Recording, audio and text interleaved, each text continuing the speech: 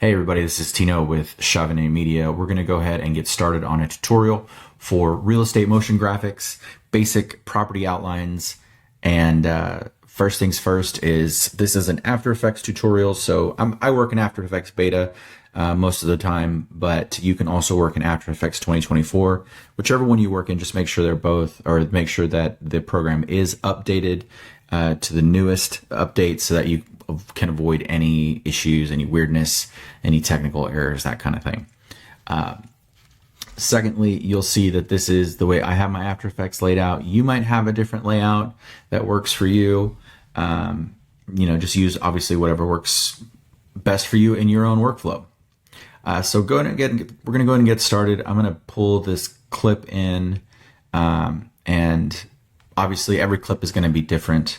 But this is one that I felt that is going to be easy to work with, to kind of show some of the basics, some of the most basic information.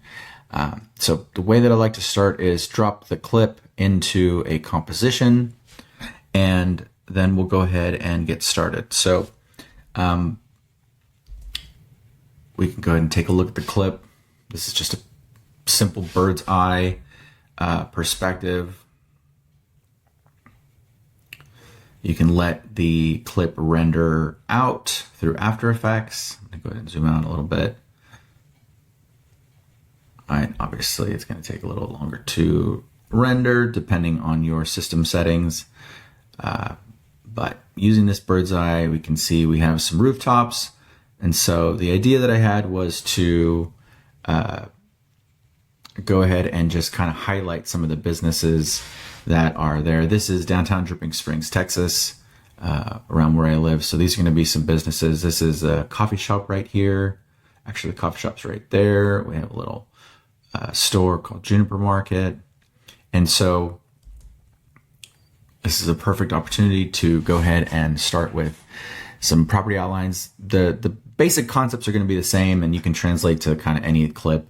If you're looking at a property kind of eye level, like a low orbit shot, that kind of thing, I thought this was a pretty clean clip that we can work with. Okay, so starting from here, what you're going to want to do is go ahead and go into Boris Effects Mocha. You can use the Mocha AE plugin. You can use Mocha Pro. Because this is a basic tutorial, I'm going to go ahead and use Mocha AE. This is included in all After Effects programs that you can have. So it's built into the After Effects. If you want to go ahead and go the extra mile and download Mocha Pro, pay for it as a motion graphics professional, that kind of thing. There's a lot more functionality with Mocha Pro, but what we need right now, we can use the basic plugin. So here I have Mocha Pro. You want to make sure that your resolution is on full. If not, when you go to launch the plugin, it's going to give you a warning. And so you want to make sure that your resolution is set to full to start. Okay, so let's go ahead and launch the Mocha AE plugin. And same here, you're going to want to kind of give Mocha the option to render through. While that's caching the frames, it's kind of falls in line with best practice. You'll see that I use the classic mode right here, the view. You can see there's essential. All right, you can turn it into that. It's most likely going to launch for you in essentials to start with. But I like to work in classic mode just because it gives me some more functionality here that we can see what we need. All right. So first thing is you're going to want to take the X-Spline tool. Let's go ahead and just pick one of the rooftops here. Let's see. We'll go ahead and click this guy. Now we're going to focus on this rooftop right here. Now, all right, let's go ahead and get started. We are going to start with the X-Spline tool, and we'll probably pick this rooftop right here. So this is the X-Spline. This is how you're going to create your shapes. Right, and so what you can do is you can use the X button, right, and that allows us to move around, or you can also use the Z button to keyboard button to zoom in as well. So as you're working with X-Spline, it's not going to be, you're going to have to use those keyboard settings. So get familiar with those two. And so right now I'm just going to go ahead and outline the roof. Pretty clear rooftop, right? And then you close out your shape right there. Now you can actually go ahead, they're all going to be rounded. You can actually go through one by one, or what's a little easier is that you can click one of them and press Command A to select them all, and then you pull one of them out and they all pull out at the same time. All right, so there you go. You can see, find your corners.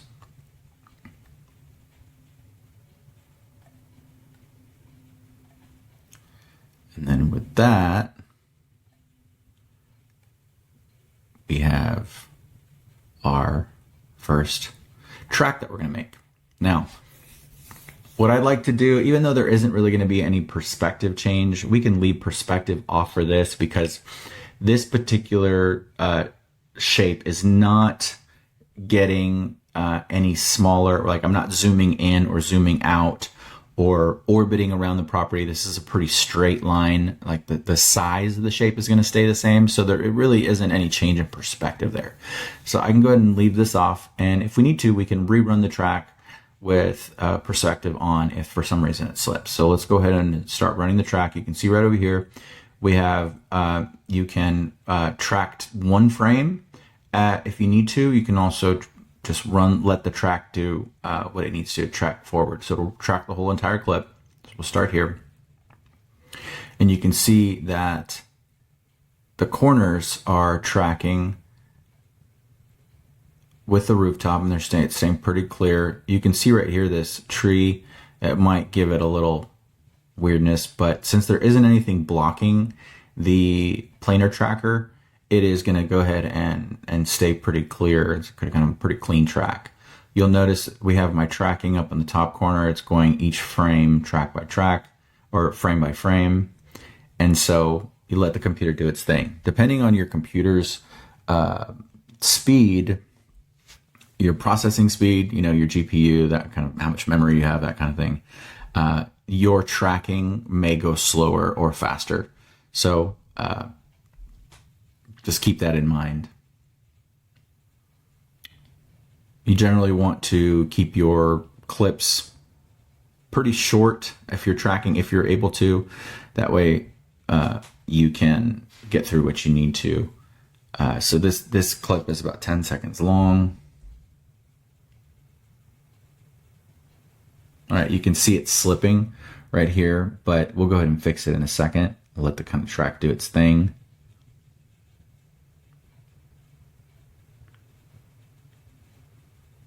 And so you'll end up having to retrack these, or you have to track each roof separately. But there may be some tricks that we can employ, that we can utilize. All right, so I'm gonna do this. Now you'll notice right here, there's a little green, that's a keyframe right there. As soon as I move this corner, you'll notice a little keyframe popped up right here at the end. So it pretty much set a keyframe to say, hey, no, fix this. All right, I'm gonna go through, and I can see this line across right here. I'm gonna go ahead and just kind of make sure that that line stays the same on each. Right, if it depends if you really want to get like super specific or not. You can see this line kind of doesn't go straight, but it's okay. And same thing over here. I'm gonna pull this back. All right. So let's go ahead and check it out. See, yep, that looks pretty good. You'll notice this corner kind of slipped up a little bit, so I'm gonna pull back. And in my mind, the less keyframes you have, the better.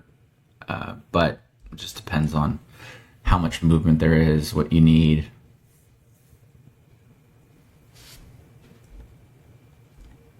All right, you'll see right here, it's slipping around the corner up there. So as we get through, you see it's back. So what you can probably do, or what you can do, obviously there's no right or wrong way is to do things. It's just kind of whatever works for you. As I get to the middle, you'll see I kind of just fix it, right? Kind of just guide it a little better. And there you see it kind of corrected. So there we go. Now, we're good there. All right, I'll kind of run it one more time just to check it. Yep, looks good. All right. So we got our first one. And what we can do is we can call that business one, right? Give it a name. Okay, so here we see we're good. It's tracking that one. This will come up a little later. Want to press save. And then go ahead and we can exit Mocha. Now, what you want to do is you are going to spin down the matte tab, and then you'll see right here it says create AE masks. Okay, so we're going to go and do that. Create the first mask, and you'll see that it actually blacked everything out. So what it actually did is it created a mask there. And so what we want to do, and this is kind of where you can start doing different things, is one way to do it is you, let's see, twirl that down, and there you see the mask. Or you can just press U and pull up the keyframes, and there's the path of the mask right there. All right, and there you can see business one, right? And if we want, we can invert it, and it can show you, just so you can see what it's masked, right? And so when it creates a mask, it kind of blocks everything else out. Kind of novice move is you kind of work off the mask path, and you can add the information there. So what people tend to do here is you have a duplicate, right? You get rid of the mask on the bottom, and there you see you have your mask right here. Oh, right, you can see it shows right there, right? And so if I hide this underlying clip, you can still see. So I basically layered the second mask on. And people can do this. You can pretty much, you can generate, right? If you wanted to add the stroke, if you want to add the fill, that kind of thing. That's kind of the initial way that you would think to do it. What I like to do actually is you take the keyframe, or I'm sorry, the mask keyframes, and you turn it into a shape. So you take this mask path, go back to the beginning, you copy this, okay, and now you're going to go ahead and do the pen tool, right? And you'll see that star, that's what we want. And you just click in anywhere there, right? And then what you do right here with the shape is you actually go to path. Now you can twirl this down and go to contents, go to shape, go to path, right here. But thanks to the properties, a properties tab, you can actually go in right in here, double click path, and it pulls up right there quickly. So that just kind of saves you a bunch of clicks. From here, you actually then press Command V, right? So you copy paste. So you're copying these keyframes from the mask path into the path up here. And so now, if I look at this right here, I can see I have the path there, right? The outline. All right, we're in business. So now what we tend to do, or what I like to do, is now I can go ahead and get rid of the mask altogether. And there you can see I have the outline, right? And let me go ahead and change the color of this so you can kind of see a little better, right? There we have yellow. All right, so there we have, now you have your first tracked property outline. And so doing this kind of work, it will tend to be pretty repetitive. And now a lot of it comes down to styling, like how you want it to look, how to make it look different, how to make it pop, right? And this is the most basic property outline. So now what we want to do is we want to start adding some animation to it. I want to add some styling to it. So first things first, what I like to do is, let's see, reduce the stroke a little bit so you can see it. What I like to do is take the line cap and the line join and make it a little rounder. If you want it to be pretty angular, right, and have those hard corners, you can leave that on the hard corner, right, and you can see that it. But I tend to like things to be a little more rounded. Another thing that you can do is you can stylize it. You can drop in some glow onto it, right? We get our increase the threshold. Some people use like the Saber plugin, Video Copilot. You can do that too. Just whatever's easiest for you. I'm trying to just keep everything within After Effects, not any extra plugins, that kind of thing. So you can add that intensity, play with that as you'd like. And so right now I just have the stroke on, but if I wanted to, I can also turn the fill on. Right now, let's see. So if I take the fill, right, increase the opacity, and there it just covered the entire deal, right? Let me change this guy to the same yellow, right? You can see that. Or if I wanted to change it to a different color, that kind of thing. And so you can see now it's on there in our clip.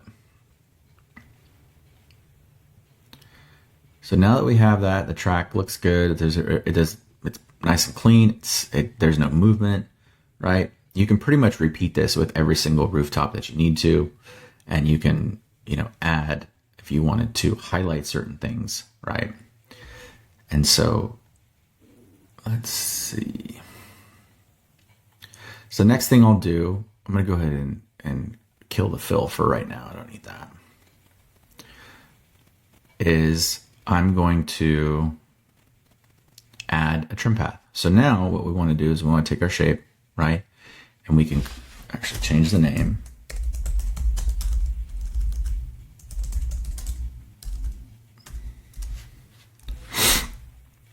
And now we open this guy, and there you see the add, right? You can add it this way. You can also right click, right? And if you want to do effect, right, there's like 6 or 7, 10 different ways, a million different ways to get to the same thing. If you wanted to go up here, effect, you can do the same thing. I like to just work in the add, right? Keep everything in this general area for me. Right, so I'm going to add a trim path. And what that does is it creates the animation there. And so think about, so I'm going to go ahead and we have a start and we have an end, right? So this is the start, and this is the end, right? And you can see if I bring the end all the way down to 0, you'll see that I can create that animation there, right? And so right now what we do is we just go ahead and start. I generally let the clip play. I don't want it to start immediately. It gives the eye an ability to kind of get focused on whatever it is the viewer's watching. It's not so fast, right? Give it like a half a second, that kind of thing, just split second. Start the keyframe at 0, and then depending on how fast you want it to go, you can create your animation. From here, what I like to do is press function F9 and easy ease, right? Do some easy ease, and there you can see the animation, right? Then what you can do also is from here, I like to turn on motion blur, gives a little bit more movement, right? And at the same time, what you can do is, if you want to change the value, right? I like to go ahead and do the speed graph, and there you can change that. Again, these are all little tweaks and things to just kind of make it pop, add the creativity. And as you increase your abilities as a motion graphic designer, I think you can add more things, like add in expressions, add in different things as you need to. If you really want it to kind of start really slow and then hit like speed up at the very end, you can do that too. It just, again, it comes down to your preference there. Easy way to do it is just kind of give it some start slow, move fast, slow down again. Boom, that kind of thing. maybe it's a little too harsh. But again, it comes down to whatever you like, whatever your client likes.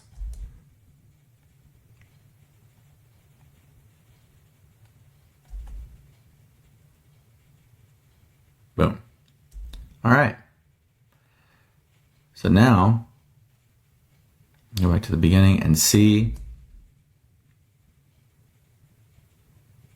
basic property outline. And then we'll go ahead and, I'm going to go ahead and kind of make this clip a little shorter.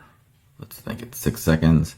I'm going to go ahead and press N, and then you press Command Shift X, and that shortens my composition length, right? So something pretty quick.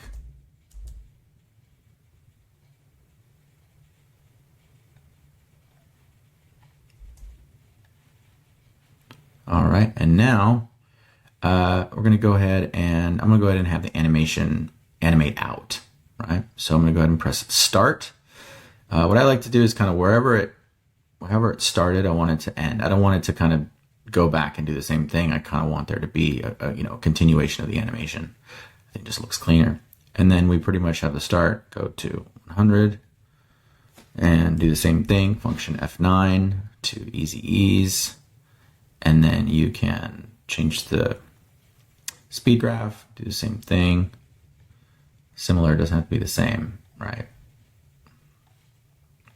So now if we look at our clip, you have your property outline right there, and it closes out. I'm gonna bring this a little longer so it can it's not so abrupt, right? So you have some space here in the front, you have some space here in the back.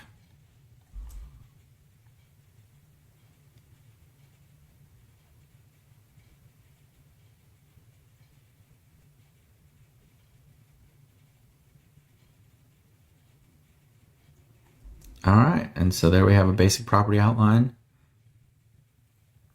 Animating in, animating out. And you would just repeat the same process for the next building. If you want to change the color, you can do that. Another thing that I would, I'm just gonna kind of close out real quick, is you can add the fill onto this, but what I tend to do is I actually call this stroke. And then one thing I forgot, I like to add also a drop shadow. It kind of gives a little bit of depth, right? So there we have the drop shadow. Let's see, right there, you can kind of see it down there, but it just gives a little bit of depth. It doesn't quite work so much when you're doing this bird's eye view, but when you're kind of looking at it from an angle on the side, side view, that kind of thing, it actually makes it look really nice. Again, little things that you can do to add some depth to your animation will go a long way, right? Maybe say, for instance, like this is it's way too much. The glow radius is way too intense. There, you can drop it down. Boom.